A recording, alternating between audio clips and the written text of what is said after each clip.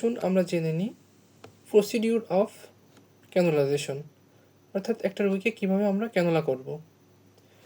প্রথমে আমরা হাত ধুয়ে গ্লাভস পরব, তারপর হচ্ছে রোগীকে আমরা পরিচয় দিব এবং এক্সপ্লেন দ্য প্রসিডিউর, অর্থাৎ মানে ক্যানুলা করার প্রসিডিউরটা আমরা তাকে বুঝিয়ে বলবো এবং রোগীকে আরামদায়ক অবস্থায়, অর্থাৎ শোয়া অথবা বসা অবস্থায় রাখতে পারি। প্রয়োজন অনুযায়ী সব সরঞ্জাম পাশে রাখবো। উপযুক্ত শিরা নির্বাচন করো। সাধারণত হাতের ডরসাম বা ফরামে করা হয়। নির্বাচিত জায়গাটা হচ্ছে অ্যান্টিসেপ্টিক সোয়াব দিয়ে পরিষ্কার করতে হবে। ক্যানুলা 15 থেকে 30 ডিগ্রি ধরে শিরার ভিতরে প্রবেশ করাতে হবে। রক্তে ফ্ল্যাশব্যাক চেম্বারে দেখা গেলে বুঝবেন যে ক্যানুলাটা শিরার ভিতরে প্রবেশ করছে।